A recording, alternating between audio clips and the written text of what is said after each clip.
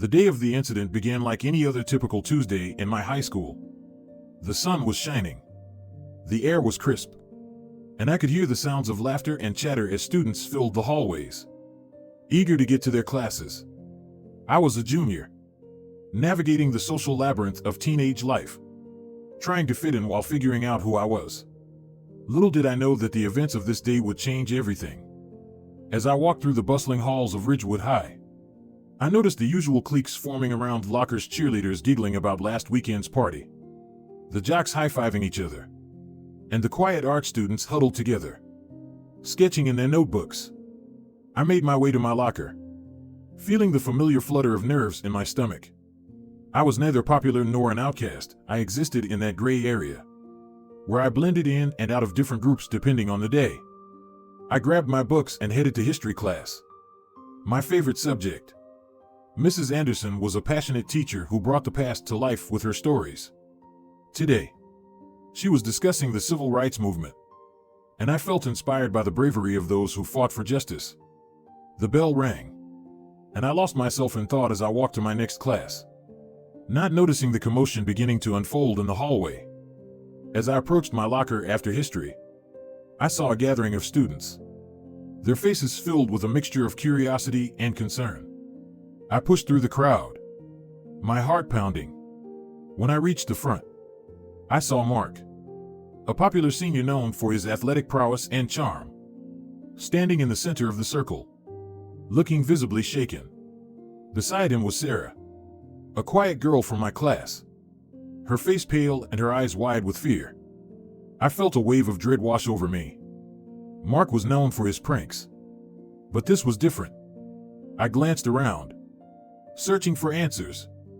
Whispers filled the air, and then I heard a rumor had spread like wildfire. Apparently, Mark had received a threatening message on social media, and it was aimed at Sarah. The whole school was buzzing with speculation about what it could mean. The news hit me hard.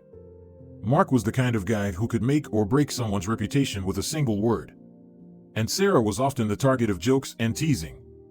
I felt a knot form in my stomach as I realized the implications of this threat. My mind raced with questions.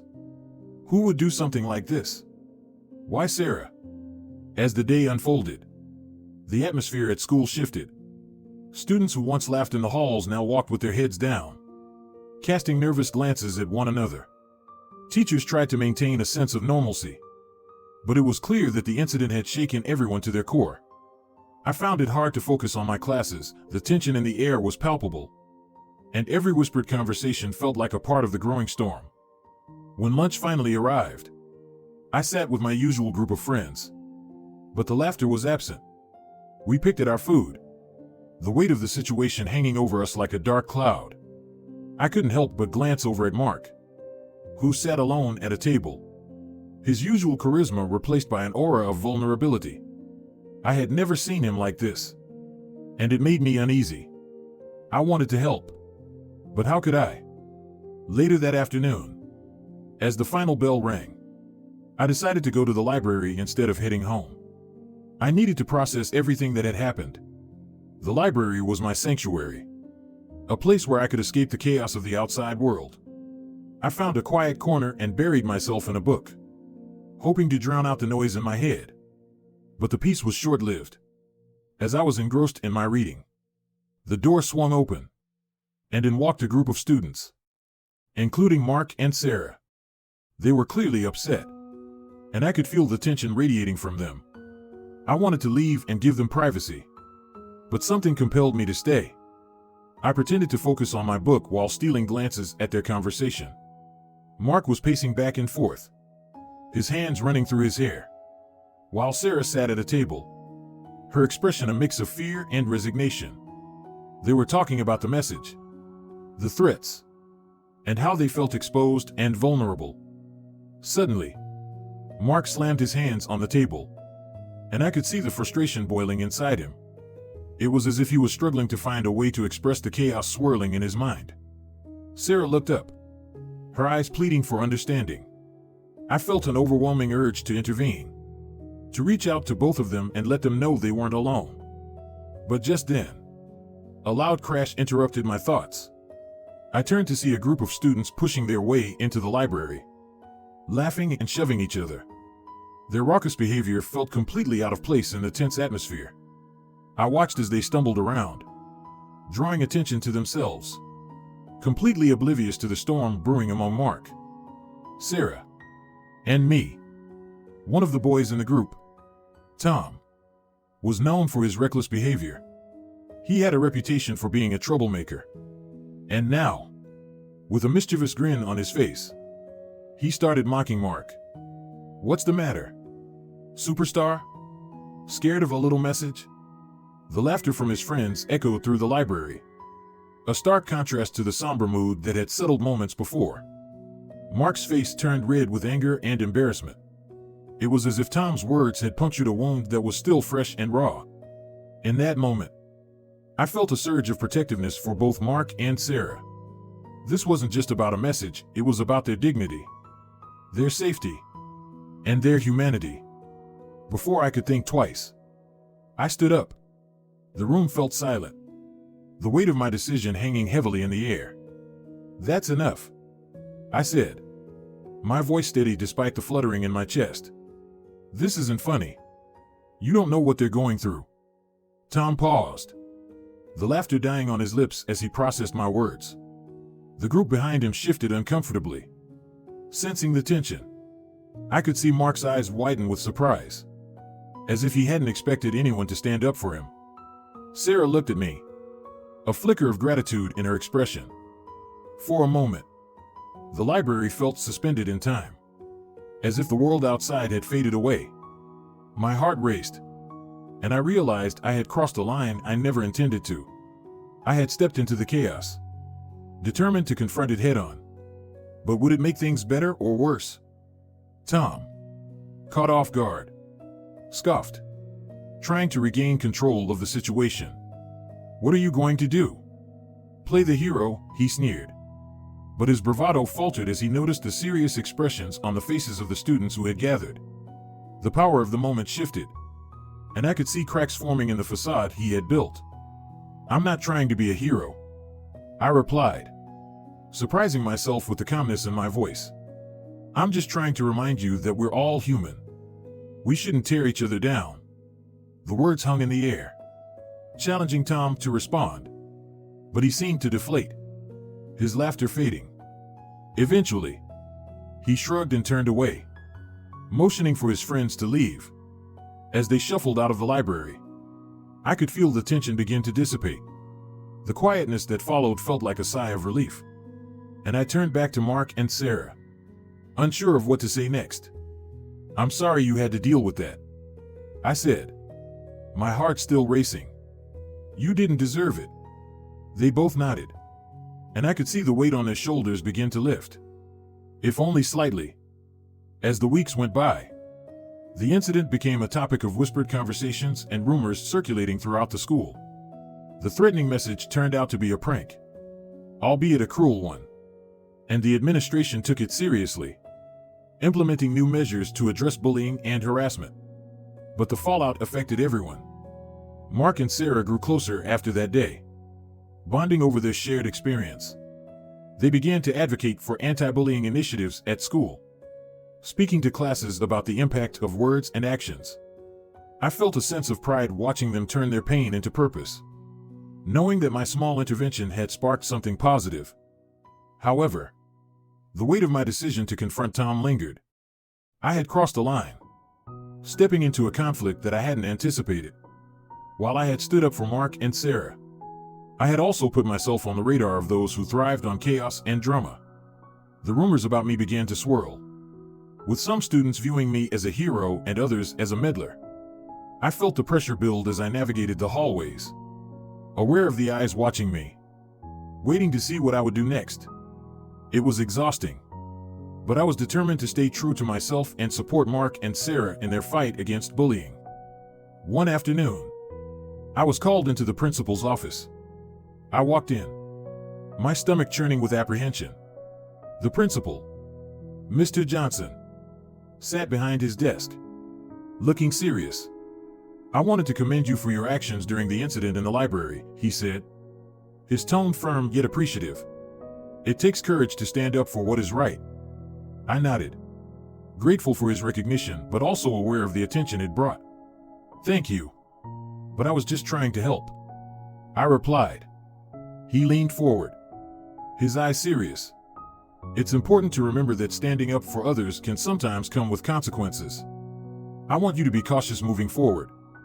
His words hung in the air, a reminder that my choices would always carry weight.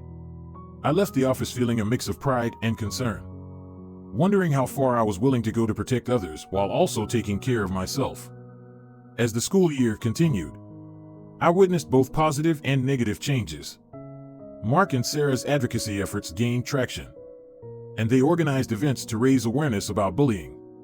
I joined them, eager to lend my support, but I couldn't shake the feeling that I was still walking a fine line. Then came the day that changed everything again. It was a Friday, the last day before summer break, and students buzzed with excitement. The school had organized an assembly to celebrate the end of the year and acknowledge the efforts of students who had made a difference.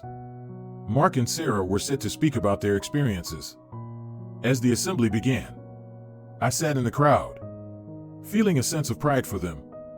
They took the stage, and as they spoke, I could see the passion radiating from them.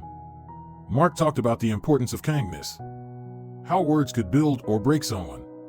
Sarah shared her journey of overcoming fear and finding strength through support. But as they spoke, I noticed Tom in the back of the auditorium. He was surrounded by a group of friends, and his expression was dark, filled with resentment. I felt a shiver run down my spine as I realized that he was not going to let this go easily. Suddenly, as Mark finished his speech, Tom stood up, shouting something incomprehensible. The room fell silent, all eyes turning toward him.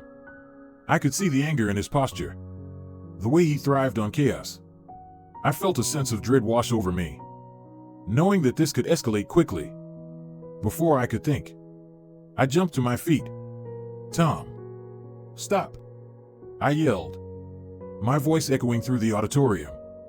The eyes of students turned to me, surprise etched on their faces. I didn't want to be the center of attention, but I also couldn't let this go unchecked. Tom smirked, and I could see the defiance in his eyes. What's wrong? Can't handle the truth, he shot back, his voice dripping with sarcasm. The tension in the room grew thick, and I could feel everyone holding their breath, waiting for the next move. My heart raced as I realized that I had put myself in the line of fire again. But I couldn't back down now. This isn't the time or place for this, I said firmly. We're here to celebrate, not to tear each other down. Tom's expression shifted, and I could see the gears turning in his mind. He thrived on attention and chaos, and I had just given him what he wanted. I felt a wave of fear wash over me, but I stood my ground. The principal intervened, stepping between Tom and the stage. That's enough, he said, his voice authoritative. We will not tolerate this behavior at our school. If you have an issue, we can discuss it later. Tom scoffed but slowly backed down, his bravado wavering in the face of authority. The tension in the room began to ease, and I let out a breath I hadn't realized I was holding. As the assembly continued, I felt a mix of relief and unease. I had confronted Tom again, but I knew this wouldn't be the end. The aftermath of my actions weighed heavily on my mind as summer break began. I spent my days trying to relax and enjoy the freedom, but the lingering tension remained. The incident at school had turned into something bigger than I had ever anticipated.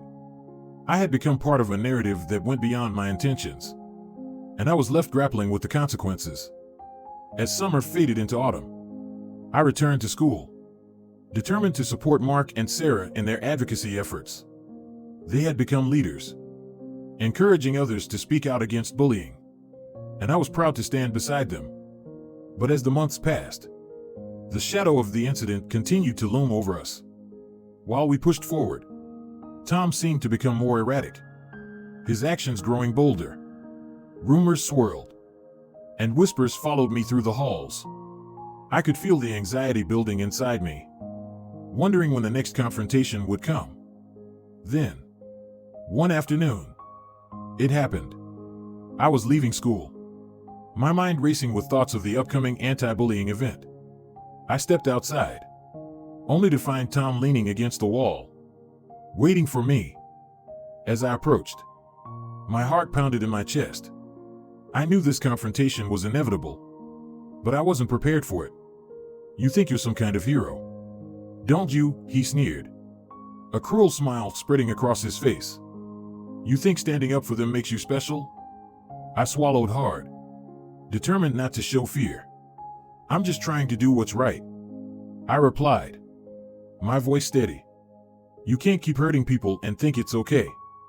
Tom took a step closer, and I could see the anger boiling beneath his surface. "You have no idea what you're getting into," he spat, his words dripping with venom. "You think you're safe? You have no idea how far I can go." A chill ran down my spine, and I felt the weight of his threat settle in the pit of my stomach. I knew I had to stay strong, but the fear was overwhelming. "I won't let you intimidate me," I said, my voice firmer now. Just as I thought the situation might escalate, I felt a presence behind me. Mark and Sarah appeared, their expressions serious as they stepped in front of me. "You need to leave," Mark said, his tone low but commanding. Tom hesitated, sizing up the situation.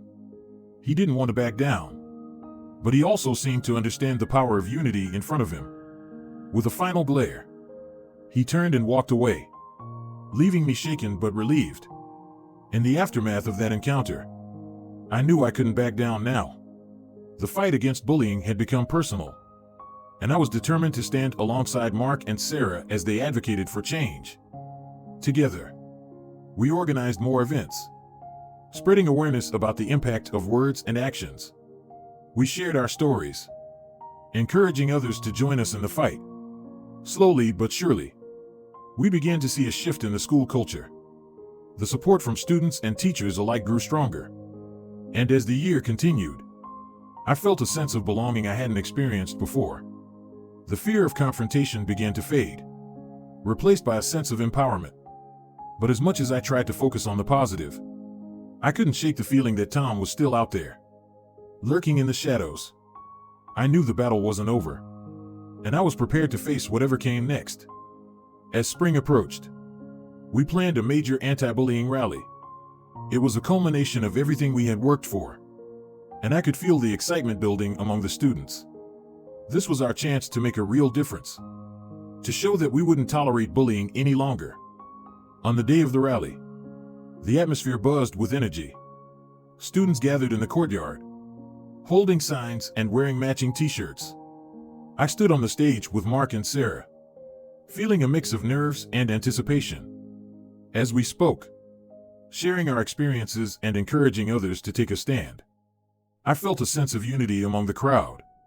This was what we had worked for, the chance to raise our voices and create change.